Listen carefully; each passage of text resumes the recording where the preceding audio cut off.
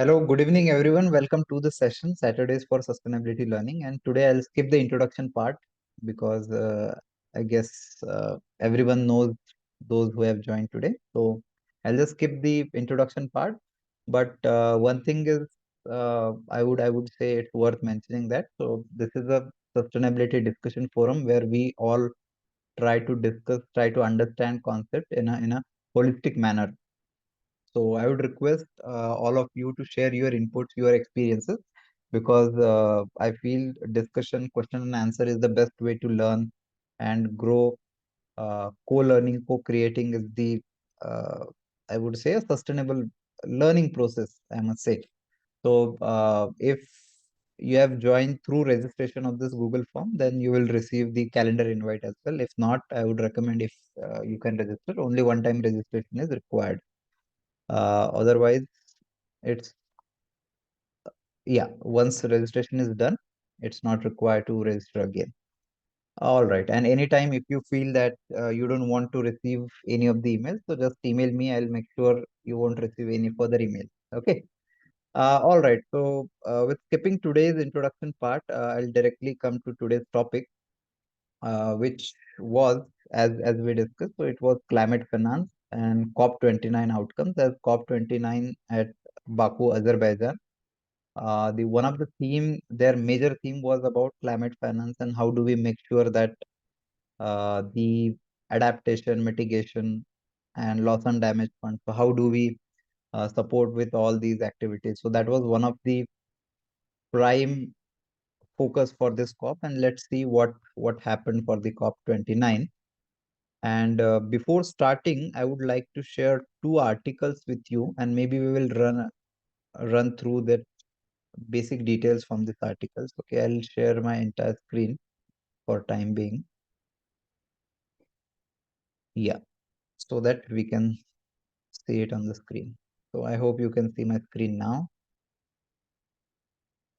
Yeah, so this was one of the good article that I came across. So a climate finance cop out. It is from these are the two authors from Council on Energy, Environment and Water, CEW. So we will go through this article first, basic details. And second thing that I wanted to share with you was this also is good article in terms of sharing views of different stakeholders and different countries, like what European Union perceived it as, how African nations perceived this COP29. So we will read this. This would be very interesting to understand. Okay, so first I'll share again my mind map. Okay. Yeah, so just few numbers, we will just go through it and then we can read the article. So there are few important numbers from the article. So COP29 in numbers, if we say, in 2009, it was agreed that developed nations will provide support or climate finance for the developing countries around $100 billion per year till 2020. So this was initially discussed. And in COP29, the demand or the climate finance requirement is around 1300 or $1.3 trillion per year. But out of that, as per COP29 agreed, it was only $300 billion per year. So there are many parties who are saying this COP29 is successful, and there are many like developing countries like India or African nations who are saying that it is not sufficient. So I would like to share that video with you also. But one thing that is uh, coming out of this COP, not only this COP, actually, previous year itself, NCQG, that is New Collective Quantified Goal, was there in the COP. So this was discussed extensively in this year's COP. And but what India and developing countries have flagged the issue of this COP29 is developed countries are devoting only $300 billion per year, which is far less than what actually required. And again, in future also, the onus of creating this 1.3 trillion dollar per year, it goes to developing nations. So they are saying that developing nations should self-finance all these activities. So this is something that is coming out, the narrative which is coming out of COP29. And as per these things, so two principles of sustainable development as per UNFCCC, or even we can say sustainable development principles. So these are two principles which are getting violated with this. First is polluter pays principle. Historically, if we see, developing countries have had the highest contribution to the greenhouse gases or climate change, we can say. And it is well agreed by all the countries that the responsibility for the solution should be common but differentiated. So common means everyone has the responsibility, but it is differentiated responsibility as per the respective capabilities. So developed countries will chip in more support, more money or technology compared to the developing countries. So this is what these two principles are being violated with this lesser budget. That is what we are seeing in the COP29. So what I'll do, uh, should we read this entire article? Is it okay? Or anybody would like to add anything, and then we can start.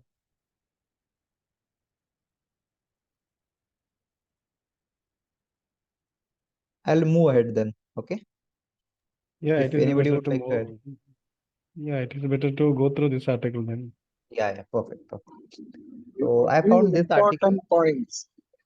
Yes, Murli sir, please. Hello.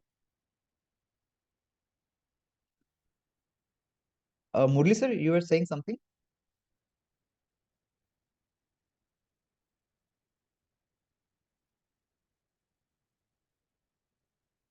Okay. So as per this article, poor deal on the new finance goal bulldozed through COP29. The decision to adopt a new collective quantified goal, or NCQG, was bulldozed through the closing plenary of COP29 despite a lack of consensus. This was clearly reflected in the statements made by India after Gavel, which strongly objected to the adoption of the decision and criticized the process as being stage managed by the COP29 presidency and UNFCCC secretariat. Despite knowing that India had objections to the text, India also expressed clearly that there was insufficient climate finance in the goal and that the deal was an optical illusion. India was not alone in its objections. Other developing countries like Bolivia and Nigeria supported India's stand in objecting to the adoption of the decision and criticized the goal as being inadequate for meeting the needs of developing countries. Cuba and Pakistan also called out on the very low quantum of the goal. The least developed countries, or LDCs, to express their disappointment with the goal and placed a reservation over the decision. Uh, Instead of just reading, I would also like to share one. Just a minute. I'll share one video with you on the screen. I'll just pull it up. Just a minute.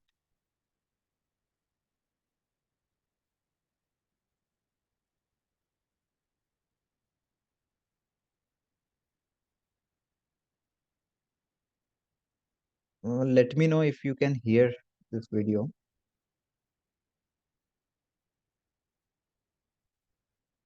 Okay. I'll just check if share audio option is clicked or not. Share sound, yeah. All right, now I guess you can. This has been an unfortunate incident. And it is in continuation of several such unfortunate incidents that we have seen of in not following inclusivity, not respecting the positions of countries. We had informed the presidency, we had informed the secretariat that we wanted to make a statement prior to any decision on the adoption.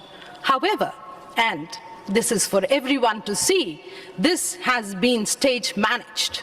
And we are extremely, extremely disappointed with this incident.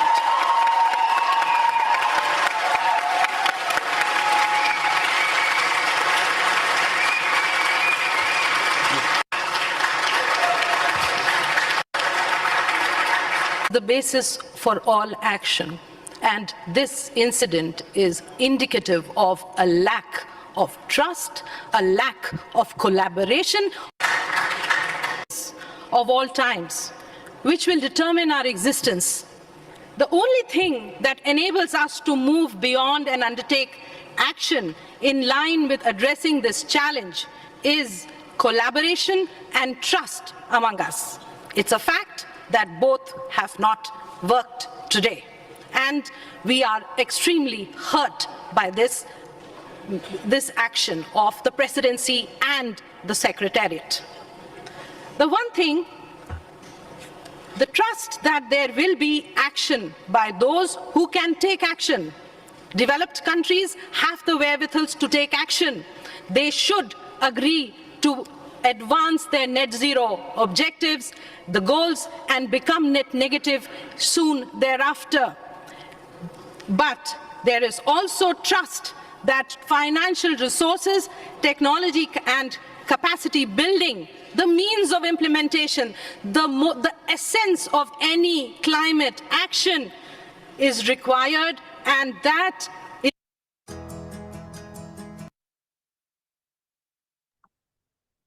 Yeah, all right. So this was India's official response, and the entire speech is also there in this document as well. So I'll just quickly share that.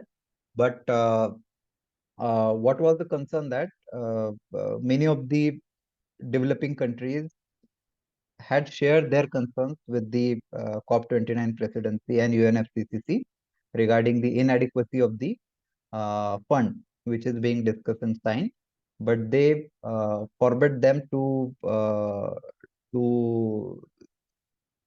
have a discussion on it. So the conveniently it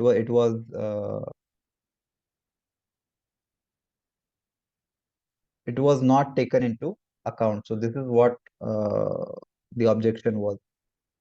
Okay, so let's just quickly see what are the observations or the take from other countries as well.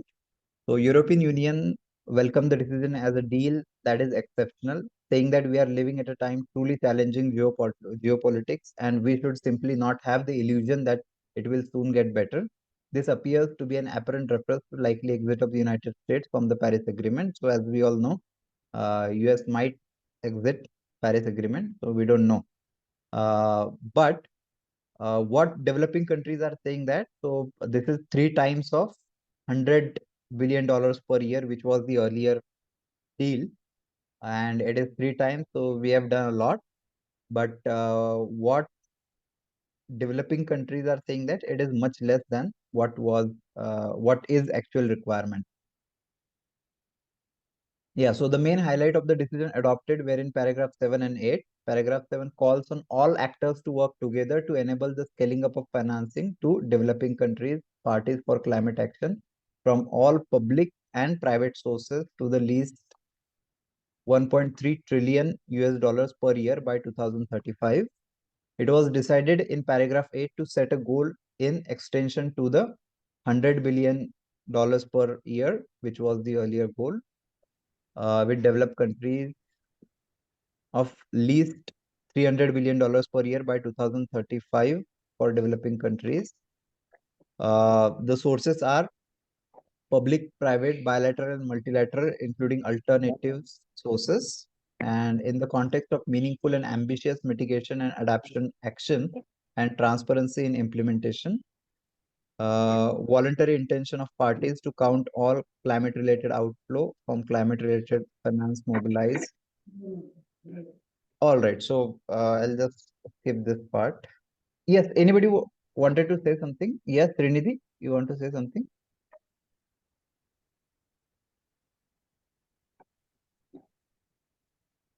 Hello.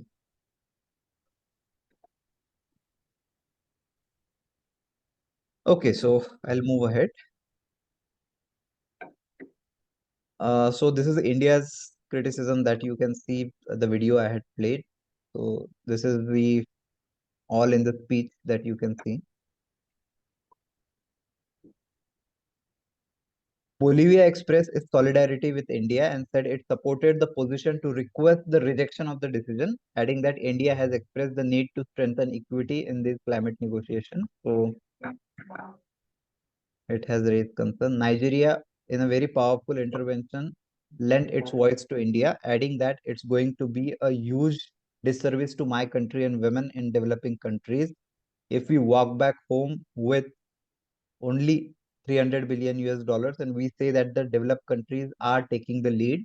This is an insult to what the convention says, adding that developed countries had the largest share of historical and current global emissions. So, in short, you can see Malawi is there or Cuba is there. So they have shared a concern. Uh, European Union said we do feel that the result of today is actually exceptionally important. We are living in time of truly challenging geopolitics. Yeah. COP29 will be remembered as the start of the new era of climate finance, and the EU and its member states will continue to play a leading role. So, what concern the African nations or developing countries are having? So, they are saying we are playing a leading role, and while leaving the $1,000 billion to be raised by developing countries. So, this is something that is a concern. All right. So this is what in this article, and the initial article that I had shown. So this is on the website. I am just showing you. So few important points here are the same 1.3 trillion which is required, but offered $300 billion. So effectively left to fend for themselves. Developing countries, including India, denounced the offer as unacceptable and inadequate. Debt and disaster continue to compromise the ability of emerging markets and developing economies to pursue aspirations for development and decarbonization. More than 60 countries need debt relief. Economic losses from climate disasters are not even counted for 84% of the extreme events in small island developing states and least developed countries. And over 600 million people still do not have access to electricity. So it's a huge number for uh, more than half a billion people don't have the electricity access. This is a recipe for unsustainable development, not meeting sustainable development goals. The NCQG text sends a hard signal to developing countries. No one is coming to help you.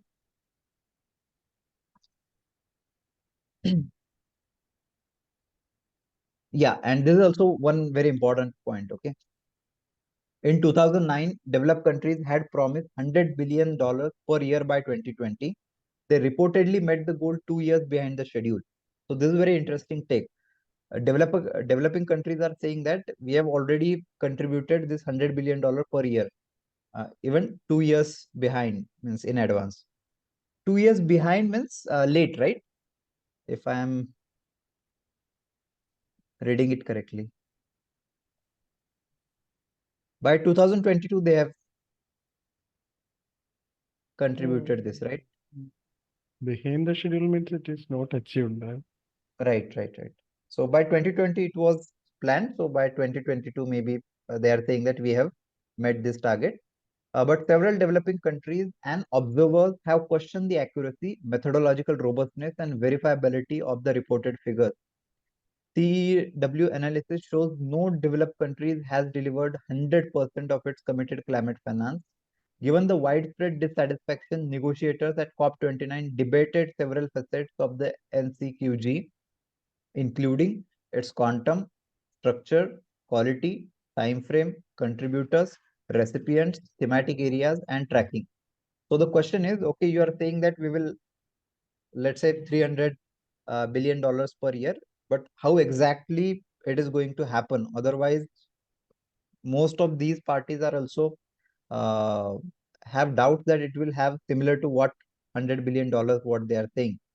The NCQG matters both for quantum and quality of climate finance.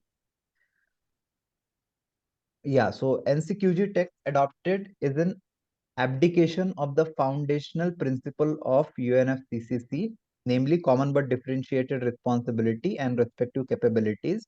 According to this principle, combating climate change is the shared obligation of all countries, but their responsibilities vary because of the historical contribution in causing climate change and their differing capabilities to address the challenge. In the new text, developed countries are tasked with only taking the lead in mobilizing $300 billion per year by 2035 for developing countries.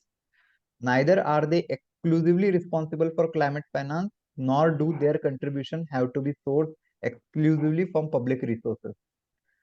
Earlier draft text has presented various options for grant equivalent contributions from developed countries. All right. Yeah, and one of the questions that I have is, in view of the inflation, so just one question for all of you, maybe if you can share. Uh, in terms of, let's say, inflation, so today we are saying that $300 billion per year, but the way the currency or maybe the way debt is being handled in US and therefore across the world, so how this impacts overall world. So if anybody can share the insight about it, because I feel that the buying power gets reduced every year or every day, we can say. So is it 300 billion is the absolute amount, or how do we say that?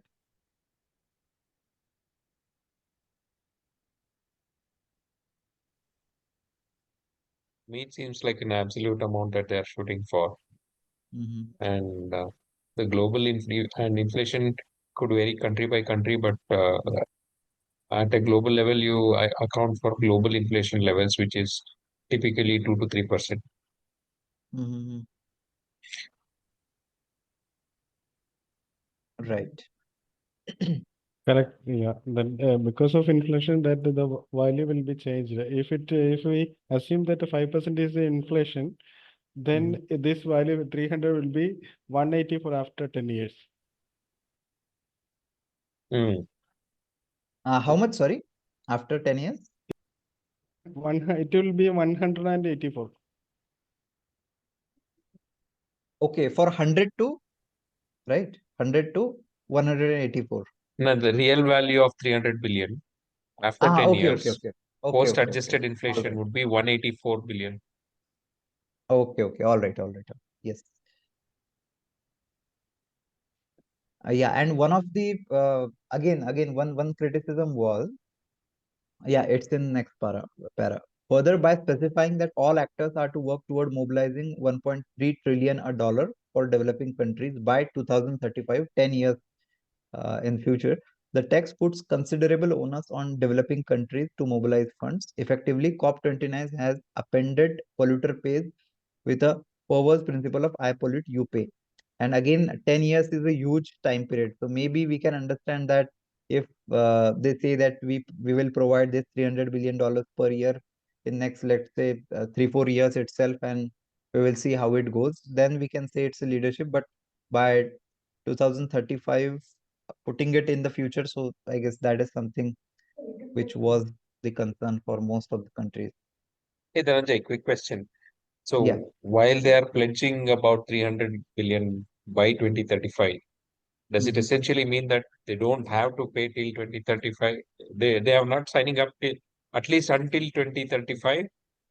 I may or may not reach 300 billion. They're not guaranteeing anything like that.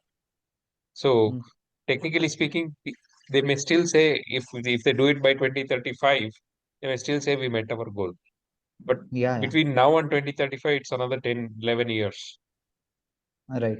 And as we all know, because of inflation, the value of money would be lesser and lesser at the as we go into the future. So it might not be that much efficient, what Yeah. they are saying.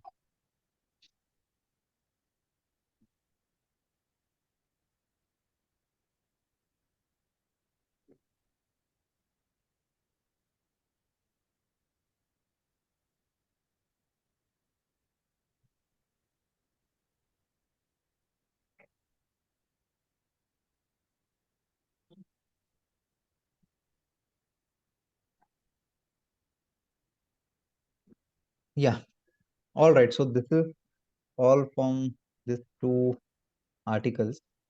But I would highly recommend you all to watch this video, at least the India's concerns that we had raised. So it's really wonderful, and in strong voice we have raised the concern about what is there. So it's good. I'll share this link with you all. All right. So now it's time for a discussion, or if anybody would like to add anything, contrasting views maybe.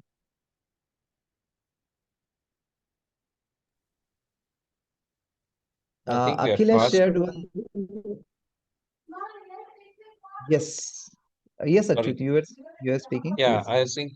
I think for long we have been hearing all of these developing nations and contributions, developing countries, developed countries having polluted or saying it's still your call, you don't pollute and stuff like that. I think we need a Yeah. completely different perspective in how this climate finance happens. Expecting the developed countries to pay up for this, I don't think will ever happen. And Mm, they will put the onus on developing countries, saying that you are polluting much more than your rate of increase in pollution is much higher than uh, what it was earlier. So it's always going to be like we have this in Hindi, right? Tu tu me mm, kind of thing. mm, So I think unless somebody really sits to solve this problem, it will be like how politics happens. yeah. Mm, yes. So let's read. I guess Akhil has shared in the group one LinkedIn post. I'll just share that as well. So let's read the point of view from, I don't know from which country this person is, but let's say it's other perspective. Big win at COP29 in Baku, a game changer for climate action. I hope you can see the screen, right? I'm sharing a LinkedIn post. The United Nations Climate Change Conference just wrapped up in Baku, Azerbaijan, and the results are nothing short of monumental. From tripling climate finance to setting the stage for a global clean energy boom, here is what you need to know. So again, what I see, tripling the whatever finance support that they are giving. So it's definitely the inflation has eaten up most of the amount, and how can we say it's tripled? But still, finance breakthrough, new goal: developing countries to receive $300 billion annually by 2035, up from 100 billion. Scaling ambition, aiming for 1.3 trillion annually in public and private climate finance. Simon Stelt called it an insurance policy for humanity. Let's make those premiums count. Clean energy and carbon market. So, global clean energy investment to exceed $2 trillion in 2024. Carbon market agreements after a decade, enabling faster, cheaper, and transparent climate plans, adaptability and transparency, inclusivity. While Baku delivered, there is a much to do as we march toward COP30 in Belém. The 1.5 degrees goal is still in reach, but only if promises turn into action. Let's celebrate this step forward, but stay focused on the climb ahead. So this is what, It's a very much positive reviews by an individual. yeah, and this is shared, I guess, by the host country. This document, yeah, this is a document shared by host Azerbaijan.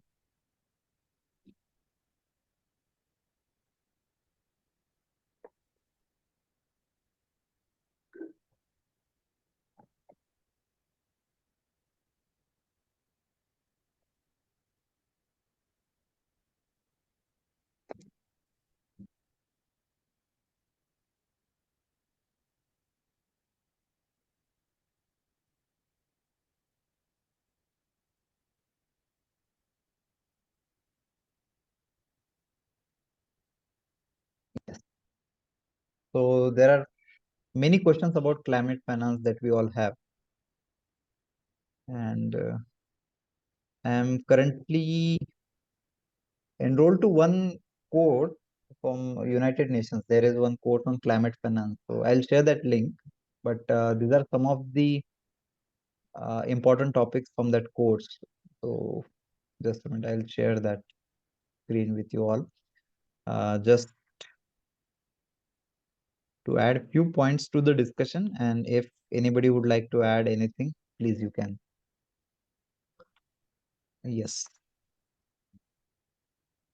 Yeah, so this is a history of sustainable finance, and they have given how it has come till this today's time. So from corporate social responsibility from 1980s, 1990s, to monumental, one of the thing was Convention on Biological Diversity, CBD. These are some of the watershed moments. Then Equator Principles, Principles of Responsible Investment 2006, first Climate Awareness Bond 2007, first Green Bond 2008. This was early in 2000. 2010, in this decade, Principles for Sustainable Insurance came, UNEP Inquiry into Sustainable Financial Systems 2014. And in 2015, one of the most important year we can say, with Paris Agreement, Sustainable Development Goals, and Addis Ababa Action Agenda. So this was also one of the important thing. In 2020s, EU taxonomy for sustainable activities and finance for biodiversity place. So till the 2020. So this is what is there in the course. And whatever I understood from this post till this time is sustainable finance is nothing but conventional finance, nothing but the ESG. So what they are talking about, we will also consider environmental, social, and the governance part into the financial decision making. So that is what they have shared. So traditional investment, ethical or philanthropic donations, and sustainable finance. So positive social and environmental outcomes with governance as a thing that they will ensure it is happening in the right way. Yeah, so this was uh, in the course, the investment needed in low emission and climate resilient infrastructure is estimated by OECD to be 6.9 trillion US dollars a year up to 2030. Yeah, so this was about history, what they had shared, and in financial systems.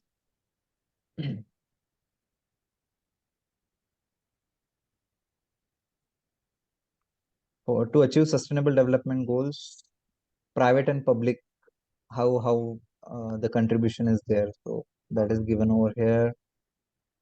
Resources for financial institutions to consider sustainability, why they should consider. So I didn't found anything new in this. So it's all about ESG, the basic of ESG, like reduce negative and maximize the positive environmental impacts, manage their exposure to environmental, social, and governance risk to respond to shifting consumer preferences and behavior. So it's nothing but the ESG points they've added. Yeah, and participants or different stakeholders in sustainable finance market. So that is what these are, around 6 stakeholders we can say. But one of the question that still remains, means I haven't completed this course yet, but it's not clear actually how climate finance will be provided. One thing that I got is either it is from support from the government or it is the private investment. So these are the two options that we have. But how exactly that will be done? So that is a question for me also. I don't have much clarity on that topic as of now. Is this course a free or Yeah, it's a costing? free course. It's a free course. Okay, okay. I'll share that link. Okay. The course duration is around 10 hours, so I have completed around 3 hours. All right, so I'll stop from my side and would love to listen to you.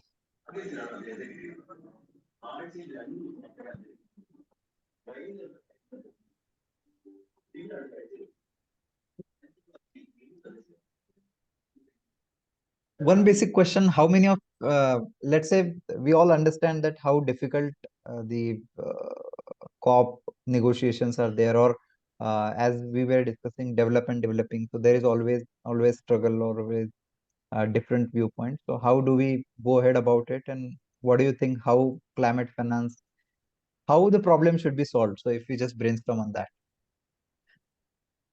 Murli sir, you want to add something, please? Yeah, Kulkarni sir. First thing is that there is still confusion. I wouldn't say confusion, coming up with a clear definition of what constitutes climate finance. What is climate finance is a fundamental question, but they have been able to arrive at a sort of a definition. Like, if it is improving infrastructure or better management of electricity, or flooding controls in urban cities. So Right, multiple things are there. So the issues are many. So what constitutes, or what is the real definition of climate finance, that itself is, I think, under debate, but they have come to some agreement in this. This is right. number one.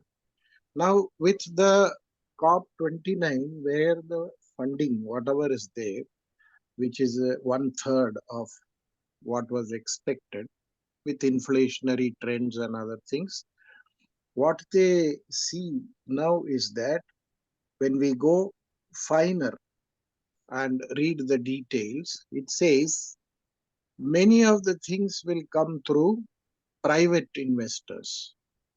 So the public investment, what is there, say from government funding projects, or maybe whether it is World Bank or any of the governments coming for investments in various countries, that appears to be a gray area, because the responsibility is given to, or they expect, the private organizations or funding to be there for the finance part of it. That is number two. Now, in this context, the one of the points which is again discussed when we look at it is Article 6 of the Paris Agreement. Paris. Now, Article 6, there are two articles, one is 6.2 and 6.4. 6.2 mostly is from country to country, are coming up with projects on this, and looking into what is required by the respective countries and doing the financing for that. That, I think, as they say, experts say, will take little bit of time. But the 6.4, whatever is there, the Article 6.4, it is expected that that is going to take a central place in the climate financing part. So Article 6.4 is nothing but a resurrection of the earlier CDM, which was there. If you remember, we discussed last time also about the clean development mechanism with various methodologies, with various financing methods of a project getting listed in exchange, and then the funding is being done. So this has been again resurrected, or it is being brought into picture with greater controls. So the UNFCCC is likely to exercise more controls to avoid double accounting, to see that fictitious projects don't get registered, or projects which may not qualify, they get registered. So they have put checks and balances and controls, and that is going to roll out. The other point is that whatever was the CDM projects which were there, where the value was in dollars, it went to cents over a period because there were no buyers. Now that is going to get transferred to the new mechanism, the 6.4 mechanism, which is being thought of. So whatever work was done by various organizations or various projects, that will figure as a part of the 6.4 requirement. That is the next point. But what they fear is that there is not much of an attention to the fossil fuel reduction. So that lobby is still there, and Right. people are looking at solar, wind power, and various other methods or of carbon capture and all other methods. However, the fossil fuel lobby is still there. It's powerful. So there is a view that unless that is given attention to and the reduction is made in the consumption part of it, this is going to be a challenging task if you see that. And today's, if we see one of the posts in LinkedIn says, some of the registries, all these projects get registered as a gold standard, where or various other registries are there.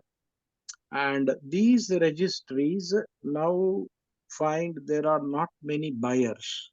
This is another new peculiar situation which has come. Earlier, people used to carry out projects, get the projects registered, and that the carbon credits could be sold, and they expected that to address the issue of climate change.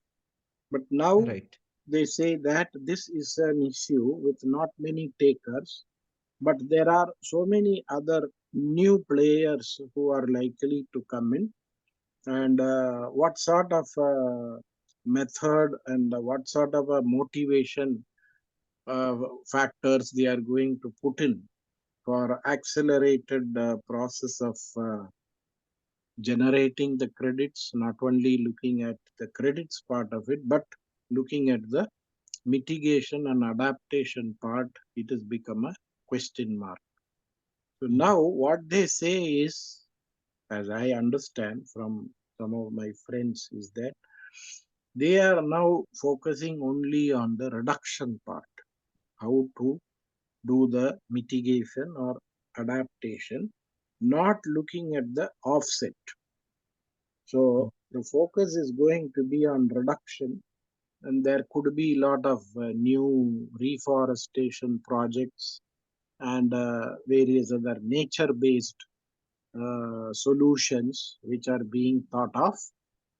So it is, in the sense that so many things are happening, but as Al Gore says in his all meetings, he says that we have been talking in AC rooms for a long time. We have to go to the ground and do something. Otherwise, this is going to be a big disaster. So that's what he always says in the meetings as a message. So that is the way it is moving on. Great, great, great. Thank you. Thank you so much, sir, for sharing that. Anybody would like to add or any question?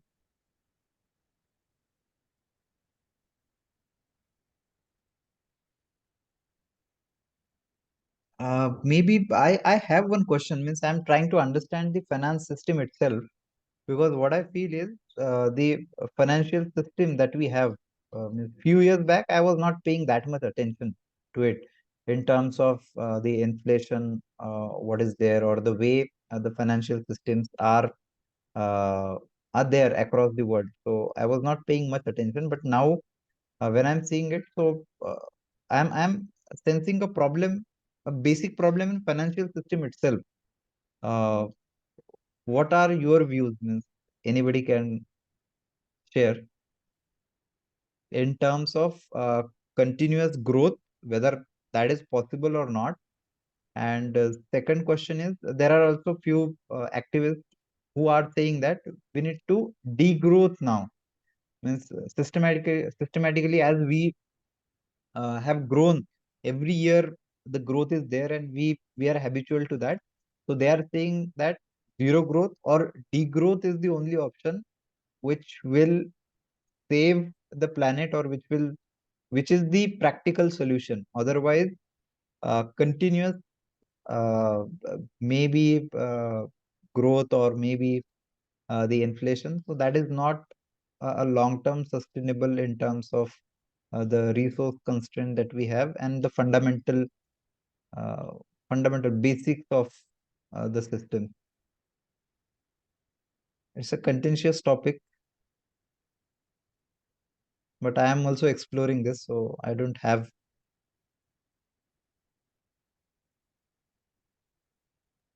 Another viewpoint, Kulkarni sir, is that Mhm, many of the people feel now instead of having a COP, with mhm, 190 or 198 people and discussing a common thing, it is for the countries, the like-minded countries, and who mhm, are really getting impacted.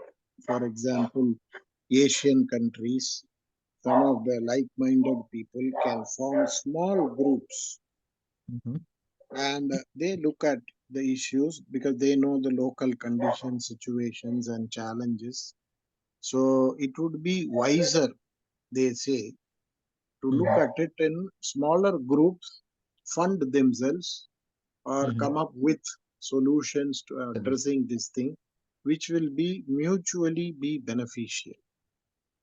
Mhm, So this is another thought process which is there.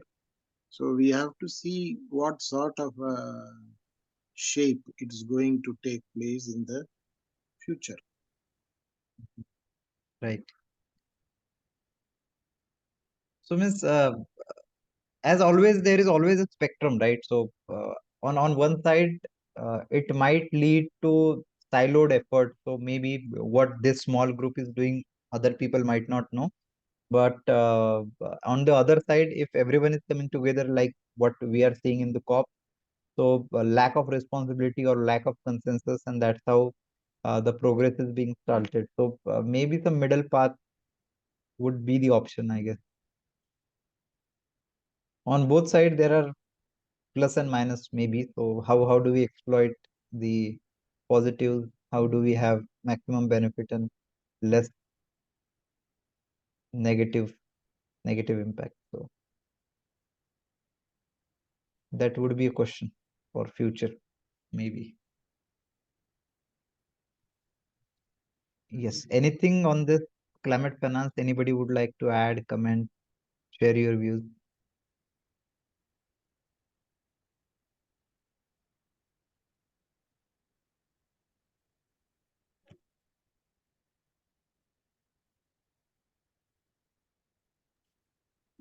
One of the other worrying factor, if we see in the financing part, Mm-hmm. is the issue of corruption. The funding Right. which is being done, number Mm-hmm. one, it has to be timely in the sense the projects, whatever are getting funded, Mm-hmm. they will have to be executed in a timely manner, efficiently and effectively. So this is one challenge what they say is Mm-hmm. likely to be there because many of the even funded projects, maybe World Bank or other development banks world over, there has been escalation of cost and also the funding was inadequate and corruption was a factor which was noted to be there. So this is Mm-hmm. something worrying.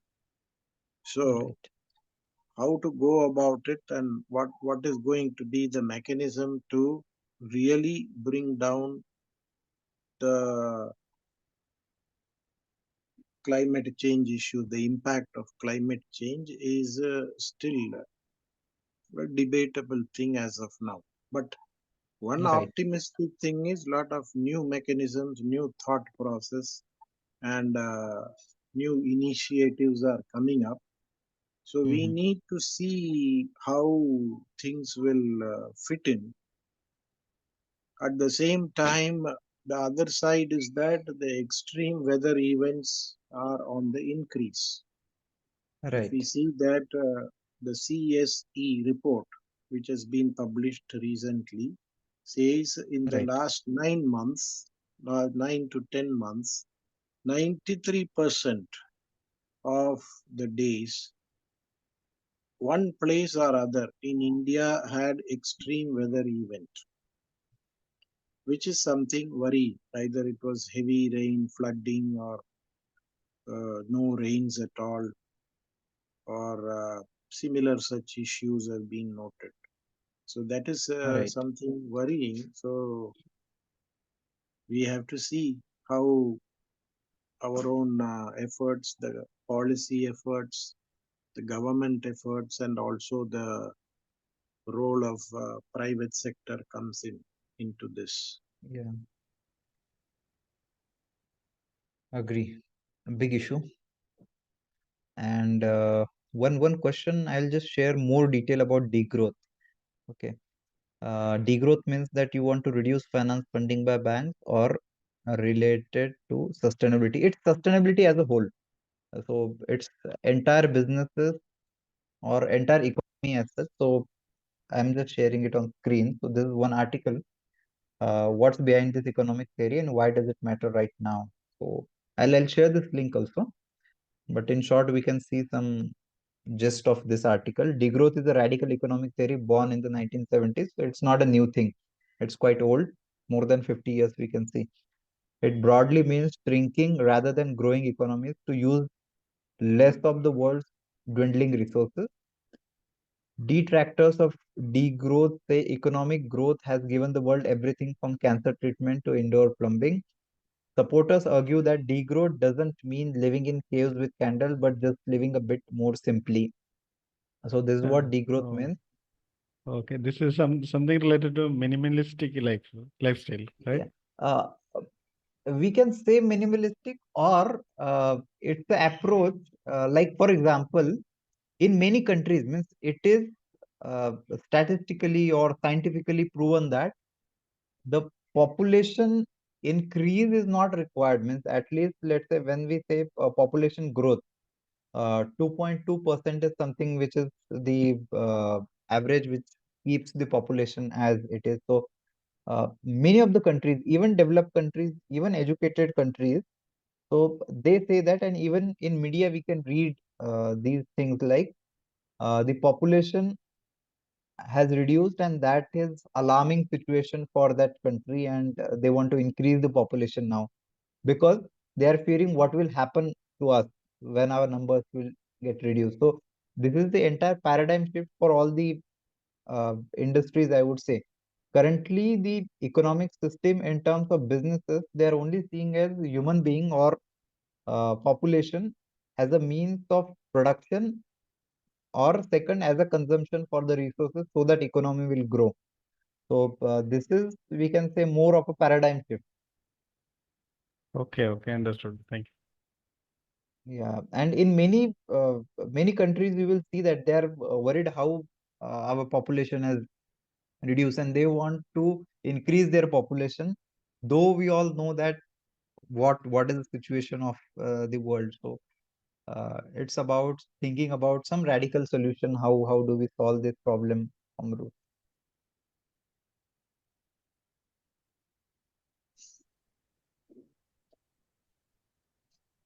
But yeah, this would be an interesting topic, maybe in some other day or some other day.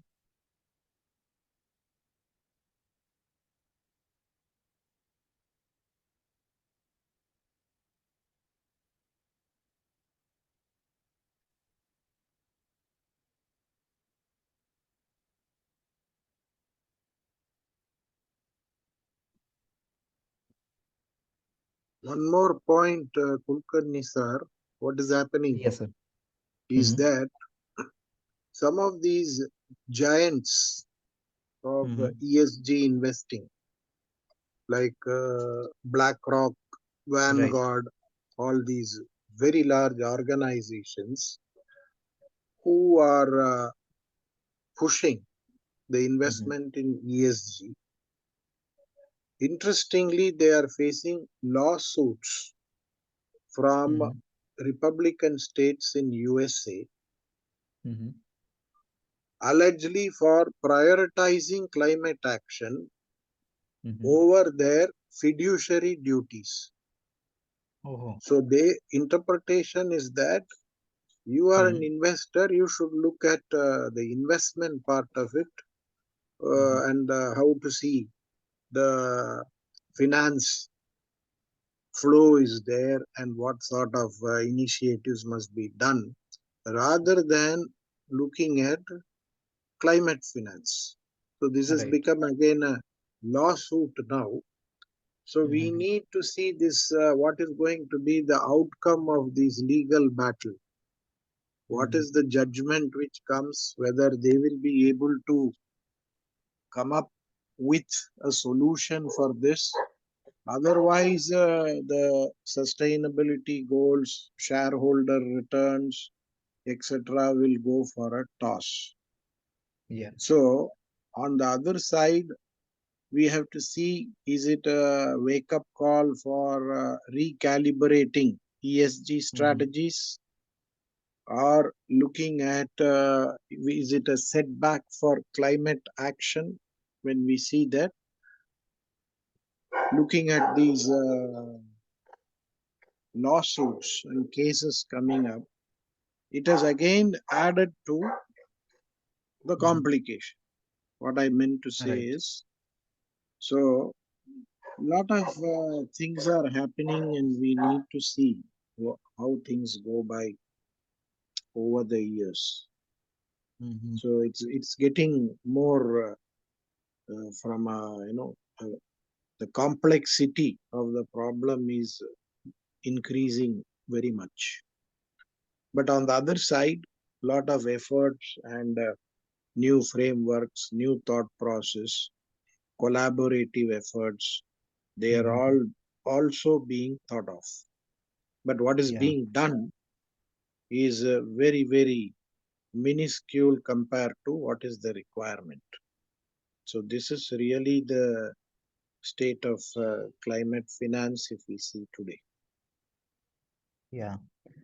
And thanks, Yeah. thanks a lot, Murli sir, for sharing that. Yeah, I Yes. agree with Murli sir that Mm-hmm. because of this change in the government, the Trump's rule will change everything.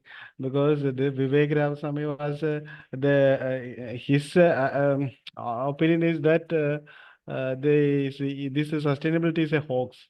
That he was totally against this sustainability and ESG all things.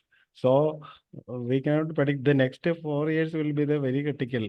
There's a Trump and Musk team will do something. I Yeah. don't know what. Yeah. Agree, agree. Yes, and one more thing, Murli sir shared about the new innovations or new things that are coming up. So just I remembered there is one more approach to solve this problem, which is donut economics by economist Kate Raworth. So this is also interesting read. Maybe we can have it in one another session, but this is also one interesting paradigm, interesting way that is put forth. So I would share these details with you. You can read this. There is one TED talk as well. But what they are talking about, one new, completely new, innovative solution, and one of the country, I guess, one of the city, Amsterdam.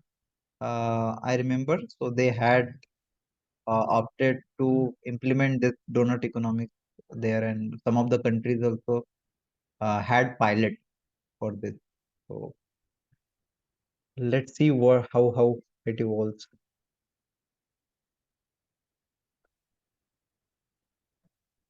All right, so that's it from my side. We have already crossed 4 minutes. But yes, if anybody would like to add anything, if we haven't heard your voice, you want to share something, please.